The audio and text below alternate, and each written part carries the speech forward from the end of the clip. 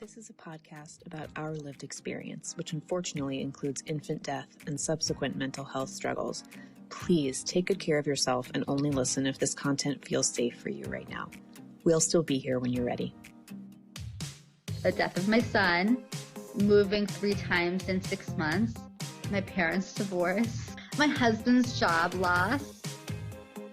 I was, 12 weeks postpartum. My then husband came out to me as transgender, and just a couple weeks later, our son suddenly died. Why does the media have such a hard time showing it? Yes. And here's why. I think it's because it's dreadfully boring. Hi, everybody. Welcome to As Long As I'm Living. I wish I could tell you guys that this was the first time this has happened, but we just recorded for 19 minutes and it wasn't recording. We are technologically challenged. Oh my God. We had some good stuff there too. We did. That's okay. It doesn't matter. I think I was also rambling too much. I knew I was going to have to cut a bunch of shit about the Olympics. So we're talking about loss in the media. And the reason we're talking about loss in the media, skip to the main point, is because Alina was inspired by something recently, which was the skier Michaela. Is her name Michaela?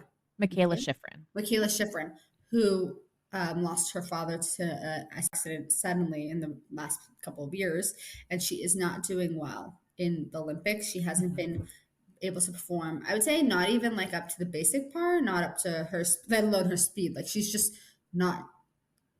Yeah. She's not doing well. She's not doing well at all. She's not doing well at all. And, I found out about this because on Twitter, I saw like all these people supporting her, talking about like, Simone Biles and talking about like mental health and all these different, Shaun White, all these different athletes. But like, I remember thinking to myself when I was reading this on Twitter, I was like, no, what she really needs is people to like acknowledge her loss, because she said, like, she was like, it's really hard that my dad's not here. Mm-hmm. And do you want to read the quote? So this was an interview right before the Olympics. She says, it's still pretty painful to think about, so I don't think about it too much. I imagine there's going to be some really, really difficult moments, and some of it will also be okay. So it's like anything in life. With this, the hard moments hit whenever they want. It's not like you choose to be sad or choose to be excited. There was like another part that she said, like, it was after she'd been falling on the runs. She said, this isn't the hardest thing I've ever been through. Yes. It's like, yeah, I'm not doing well, but this is not the most difficult thing I've ever been through. She's been pretty emotional at these Olympics. I've watched a couple interviews with her, and she's clearly, torn up about stuff. And I think, at first people were like, oh God, like she's really worked up about the Olympics. And yeah, she basically said, like, this is important to me. I trained for this and all of that, but this is not, all of these emotions are not because of the Olympics. That she has a lot of other stuff going on. And I as a grieving person could see that. Is that something you could see? Absolutely. The distractedness, the absent-mindedness, like yes, the seeing people that aren't there-ness. Yep. Mm-hmm. I think, listen, I've never been an Olympic skier, so I don't know what that's like. But I do know that you don't choose the time where grief hits you. Yeah. And sometimes when it comes, like you literally cannot see or think or feel about anything else. Yeah. You just have to think about that person. So, I think that inspired us to talk about how grief is represented in the media. And I think it just goes to show like how, as we as a community support people who are going through grieving, like I know all the athletes had the best intention when they were talking about how like we train for this and stuff, but this isn't like the Simone Biles twisties thing, where that was like a mental thing that's related to the sport. It's clear to me that this in particular time is struggling with grief. And that is what, I think we as a community could do a better job supporting people in grief, as opposed to, it might not be the most comfortable, but I think maybe that would be more helpful. Yeah. She did an interview that I watched yesterday, and I was watching it live. So I watched the whole interview, and I'm guessing they won't air this entire interview anywhere because she rambled on. It was I recognized myself in her so much. She could not stop talking, but she also was making essentially zero sense. She was like starting sentences and then like going in a totally different direction. And she kept saying, she's like, I promise I'll stop talking. And then she'd like think of something else she wanted to say. But you could tell, I could see the distress like on her face, that she knew she was like, she had thoughts to say, but like the synapses like weren't firing. And it just was really familiar to me in the times where I've had like a real like griefy brain fog. Like it was very familiar, and I felt bad for her, but not so bad. Like she wasn't like having a stroke or anything on TV, but like, I could just see the distress. We know what it feels like to be suffering like that. We know what it's like to be under pressure and people expecting you to do literally anything, and you cannot. Yeah. Because you're hurting so much. So to all of you, we just want to say, well, we love you. We don't know you, but we care. And we're sorry. And we wish your dad was there. And we're not going to say, he's there watching you from the sky. No, none of that. We wish your dad was there in person. Taking pictures of you, as Yeah. he always did. So kind of on that note of the brain fog, I think the first piece of media that we're going to talk about today is the new Sex and the City series. It's called And Just Like That on HBO. So spoilers for episodes 1 and 2 of this show. If you care about spoilers, I would skip ahead. So again, spoilers. In the first episode of the new series And Just Like That, Carrie's longtime lover and now husband, Mr. Big, dies in a sudden, he was on the Peloton and he has a heart attack, I think. So he dies suddenly at the end of episode 1. And so Judith, I asked her to watch episode 2 in preparation for this episode because there were just a little couple of snippets of things that I liked about the way they portrayed grief that I thought we could talk about. So I think the main one is a scene I'll describe. Actually, I think I will just insert the clip. But the premise is that, Big has just died the night before. Carrie is in her kitchen. Miranda, her friend, is staying over. The first voice you'll hear in the clip, I think, is Miranda talking about coffee. And then the second clip She's is just saying, Carrie. like, where's your coffee? Yeah. So Miranda is, trying to take care of Carrie, and essentially Carrie is completely losing the thread of the conversation. So I'm going to play it right here.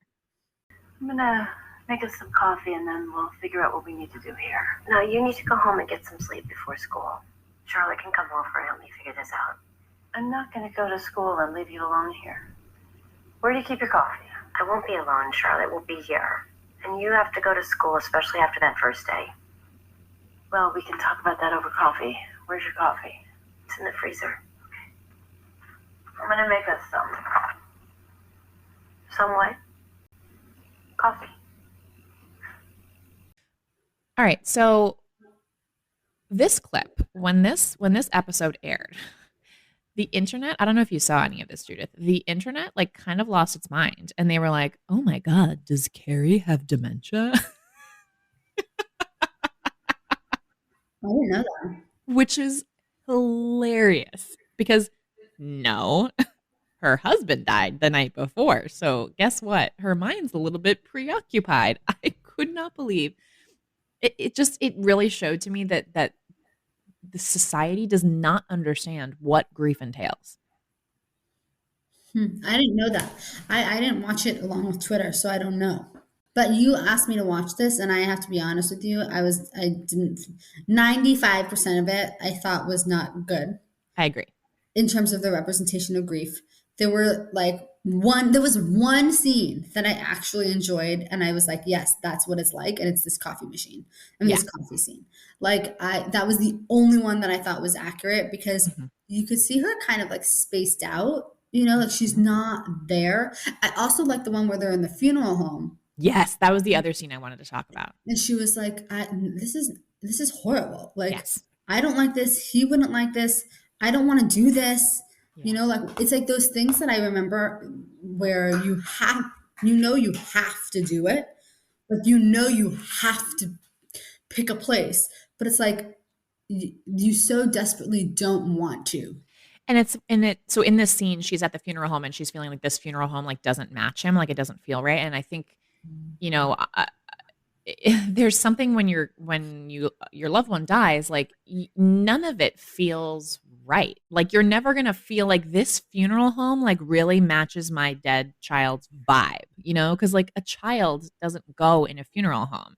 Right. So like I totally understand where she was coming from. And that was the other thing about the scene is that she is really holding it together, and Charlotte, who's there with her, gets really emotional, and then Carrie has to comfort her. Carrie, the one who lost her husband, has to comfort her friend who's there to support her. And that I was like, oof, Because that has happened so many times. I mean, not necessarily with my close friends and family, although that has happened too. But like at work, like someone will be like, "Oh my gosh, like I'm so sorry for your loss," and then they're crying, and I have to comfort them, and I'm like, "I'm the one with the dead child."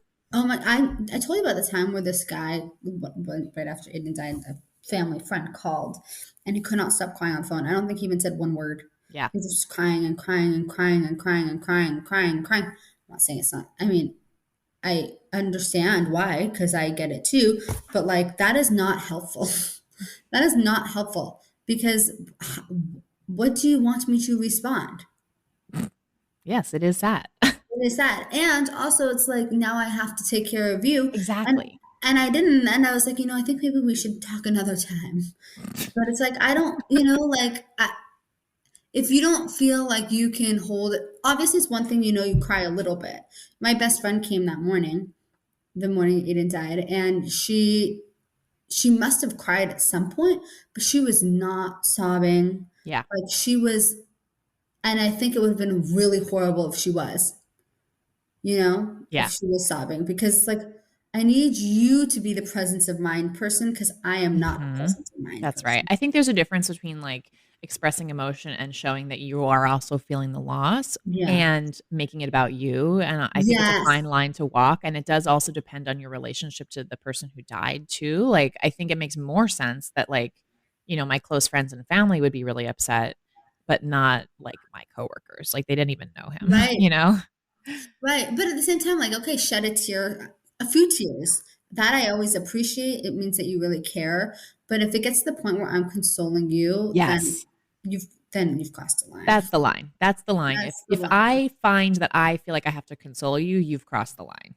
Well, okay, so let's go back to that part about the coffee, because this relates to why I think there's not a lot of honest depictions of grief in film, because many people have lost children or partners or parents, and they know what grief looks like. So why does the media have such a hard time showing it? Yes. And here's why. I think it's because it's dreadfully boring. Like, what are you gonna show? I probably like Carrie with the coffee. I was probably like that for probably 3 weeks. So what are you gonna show? You're just gonna show someone sitting on the couch staring out in the distance and like people talking at her for 3 weeks? That's 90% of a movie. Like, why would anyone watch that? To me, I think that it's from the inside, you're so full of emotions. It's like so horrendous, but from the outside, it is rather boring. It's probably really boring. And I actually remember when the first weekend after Aiden died, my family came to town. And this is the second thing that I hated about that episode, is that you see all these people around her at the funeral having their own shit, talking about their own conversations, talking about having like their own storylines continuing. And I think that that's pretty accurate. Like, I bet you at my son's funeral, people were like, "Oh, isn't this horrible? I'm so sorry." So how's your cousin? Did he ever sell his house? Like, I'm sure that happened. And that infuriates me. I remember when Aiden first died, my family was all there and they were talking about beer. I was in such a daze, but I just remember them overhearing a conversation about beer and them laughing. And I've never been so angry. It was like, how dare you have the audacity to live life? What do we expect people to do? Like, what were they supposed to do? You know what? Let's table this, because I think we have so many thoughts about this. Okay. I think this could be a whole conversation in and of itself. Let me write this down. I'm just curious because from my family's perspective, like, were they just supposed to sit in silence for 48 hours? And I would argue, yes, you were. Well, that's what Shiva is, right?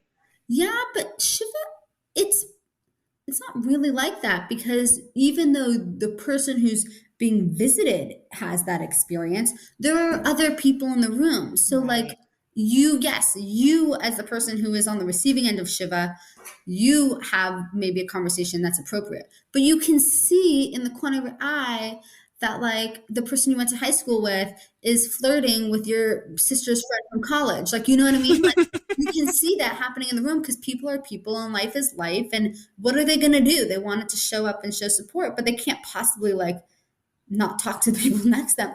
Yeah. It's just a really hard, complicated situation. Yeah. All right. So overall, we don't love the Sex and the City thing. I think it's a little bit like packaged pretty for non-grievers. Yes. Like, it was clear to me that the target intended audience of this was not grievers. The intended audience of this was people who are just watching a TV show. Yeah, but Alina, that sounds right. Yeah, of course, that's true. So what would you give this on a grade of, A, B, C, D, E, F for how they portrayed grief? Let's see. It wasn't bad.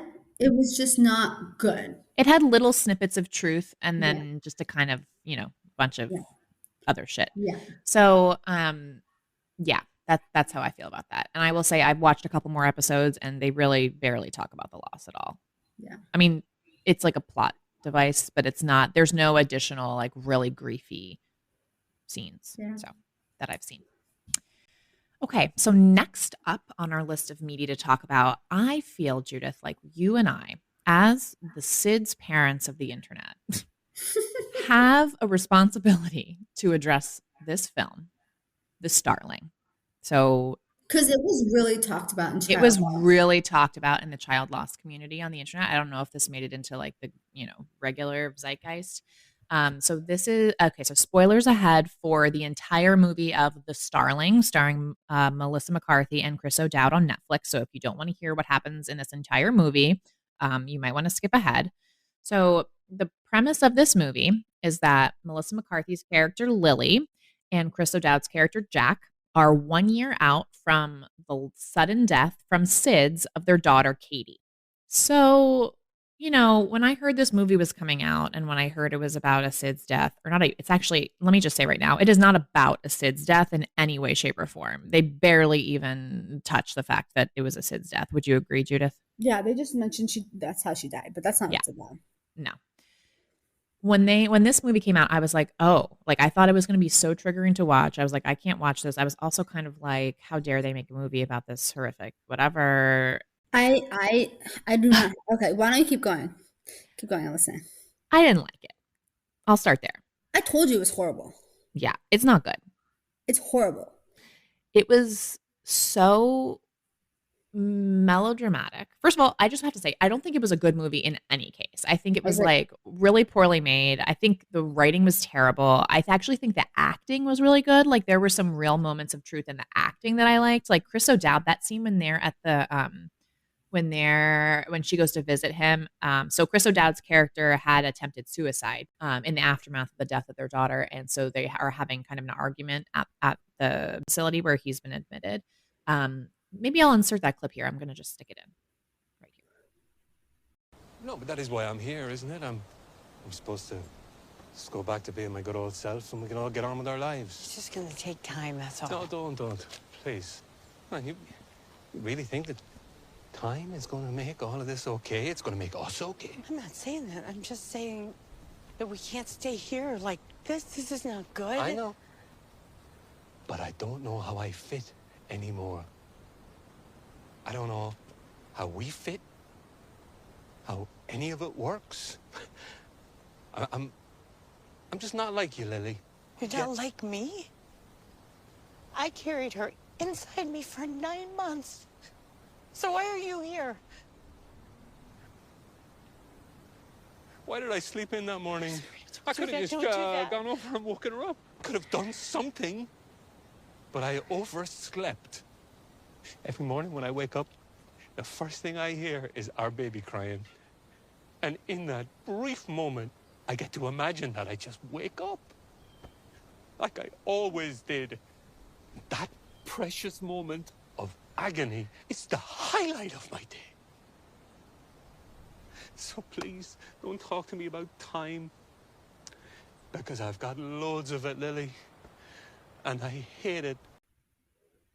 So I think his acting in this scene is really good. Like he clearly is angry. He clearly has an enormous amount of guilt about, the fact that he feels like he's responsible for their daughter's death. And then he says a line that basically every morning when he wakes up, he hears Katie crying and that moment, and then he realizes that she's dead. And he's like, that moment of agony is like the best part of my day. when he hears the crying and then realizes, because it's like the only instant where like his daughter's still alive. So like I think the acting was actually really good. Like Melissa, when she's screaming at him from outside, like the anger, and when she's like staring at herself in the mirror and she like clearly doesn't even recognize herself, like those little bits of acting I thought were really good. But this movie's nonsensical. It's a horrible movie. Yeah. And I actually there were bits and pieces again that were good, but I actually in general feel like they did not depict loss in a way that I could identify with. I agree. I think that they did it in a way that somebody who thinks loss would look like wrote it, and not the way loss actually looks. I completely agree. You know, it was clear to me. I don't think that, there were parts of it that, like, I remember when she gave away all her baby's furniture. Oh my God. Judith, when she gave a pregnant woman her child's crib, I was like, that would not happen. I literally wrote, she's just going to give this crib away to someone else's baby. Like, that is so no, that is not. No. And I know there are some people who did throw away bits and pieces and things, but the way that she got to this point where she just put it out all on her front yard and like gave it all away without even asking her husband, which was fucked up, but also like she kept nothing. She kept one sock, if I recall. And to me, maybe there are parents that did that. If you are a parent who lost a child and you gave away every single thing except a sock in the first year, is that true? Because I cannot imagine that being true. That just doesn't seem like something that would be true. It did not ring true to me at all. Right. At all. And to a stranger, maybe you don't want it in a house. So Yes. I know the people who put it like in a basement or gave it to their in-laws or whatever it is, but to just give it away, to donate it all to a stranger, it just felt unreal to me. Yeah. And especially like I said, the crib, that she was okay having some other baby sleep in the crib. Like, maybe not everybody feels the way you and I do, but like both of us felt like the places where our kids died is like haunted. Like, we don't want anybody's baby to sleep in that. Oh my God. Absolutely not. No way. Nope. One other thing that I found kind of annoying is Melissa McCarthy's character goes to see this like ex-therapist who is now a vet. By the way, the Starling is a reference to this bird which is a really stupid, heavy-handed metaphor for grief. I think it was so stupid. But anyway, the movie was so bad. So bad. She goes to see this vet who used to be a therapist, and they're like chatting. And this guy, again, used to be a therapist. And he's like, oh, I think you're hitting stage 3 of grief, which is anger. Yeah. And I was like, excuse me, you're a therapist and you're like saying that she's hitting stage 3 of grief as if they come in order. And then also that like she would be a year out and only just then experiencing anger at all. Like, what? Well, I believe that that's possible because I believe people could be in denial for a long time, but I just really didn't think that was a good therapist. Certainly wasn't trauma-informed. Certainly wasn't a grief therapist. Like, did not understand, was very like brusque. I think if you are someone who is a therapist who have experience with loss, you would understand so much better how to support a patient than like telling them, oh, well, you can't come today because I've got a horse to work on or whatever, you know? Yeah. Yeah. So, okay, basically we hated this movie. Let's move on. Hated it. Absolutely hated it. I want to read you a review that I found on the internet of this film.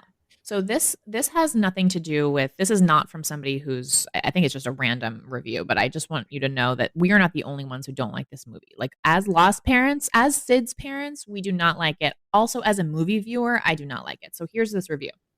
Peter Bradshaw of The Guardian says the film is so staggeringly peculiar and bad, a synthesis of non-meaning, a randomly generated heartwarming movie that has come chuntering out of the printer as a result of an experimental computer program. Yeah, it was that bad. It basically seemed like somebody was just trying to make people cry, and they were like, oh, let's have their baby die of SIDS. Yes. Oh my God, I agree. Yeah. Just trying to make people cry. I agree. Yeah, but it wasn't even a sad movie. It was just like, whatever, like just a movie. I don't know, whatever. It was not good. We do not like it. We do not recommend it. And I will say, as a SIDS parent, I did not find it triggering. I didn't either because it was so bad. There is a scene right in the beginning. The very first thing you hear is a baby crying. And I actually was a little bit triggered by that sound of the baby crying, but that only happens one time in the very beginning. Moving forward, we hated it. Don't waste your time. Exactly. No need to watch it at all. Okay. And then the last piece of media that we're going to talk about is from a show called WandaVision. Kaylee introduced me to this scene in particular. She also watches the whole show. I know a lot of people do. It's very popular. But this scene that I will insert is, so there's Wanda, I'm assuming that's her name, Wanda. And she's there with Vision, who's another character. And Wanda has experienced a loss recently, and she's watching a bunch of clips from her, her old life pre-loss. And Vision comes in, and he is, I guess, kind of like a robot character. By the way, if anybody is like a big fan of the Marvel universe and you're offended by my, my lack of knowledge, I don't care. It's like a Marvel. It's like a superhero. They're like they're superheroes. But so Vision comes in and he's comforting her, and he has never really had feelings for somebody. So I'm about to show this clip. He, basically is saying like, he doesn't even know what that feels like because he's never experienced love. So here's the clip. It's just like this wave washing over me again and again. It knocks me down, and when I try to stand up, it just comes for me again. And I can't. It's just gonna drown me. No, it won't. How do you know? Well, because it can't all be sorrow, can it? I've always been alone, so I don't feel the lack. It's all I've ever known. I've never experienced loss because I've never had a loved one to lose. But what is grief, if not love persevering? All right. Thoughts, Judith?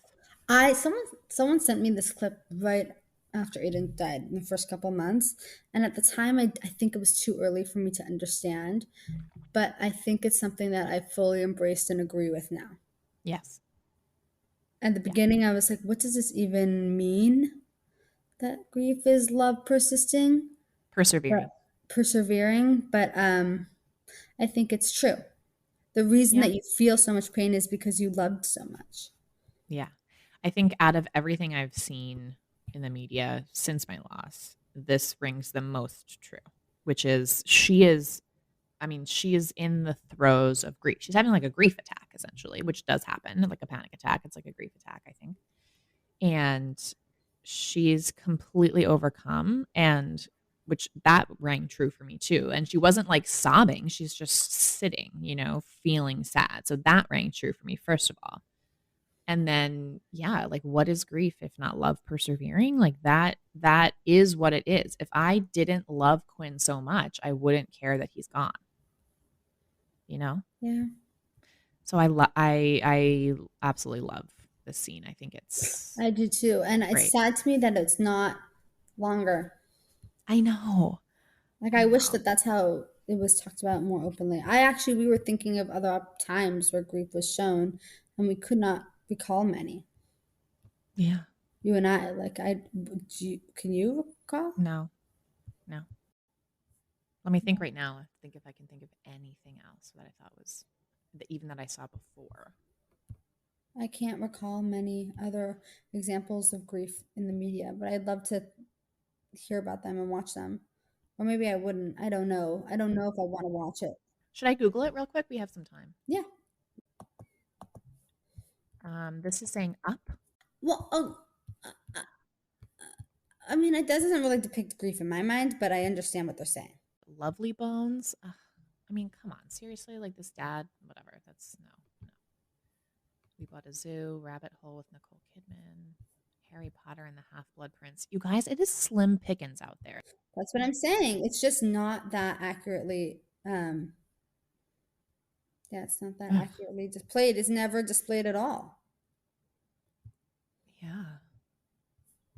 God, that sucks. It's a human experience. Like, everybody who's ever loved someone is going to lose somebody. Like, the end of every single thing in your life is either you're going to die or it's going to end in some way. They're going to die, or the job's going to end, or... I'm telling you, the reason why they don't show it is because it's so boring. Yeah. Okay, so here we go. We'll put a question box in our stories. If you guys have any examples of media that you think actually depicts grief correctly, please let us know. I think I would want to watch it. If you watched the whole Starling, you would watch anything because that was horrible. It was not good. It was really bad. God, Judith, I'm looking at another list and it's all bad. Like I've seen a lot of these movies and they do not depict it right. I told you. Maybe we need to start a film company. Maybe this is like a Reese Witherspoon moment. To all of our wonderful new friends, we want to hear from you. Email us at aslongasimlivingpodcast@gmail.com and follow us on Instagram at aslongasimlivingpodcast. We'll get back to you as soon as our grieving brains allow. Yay!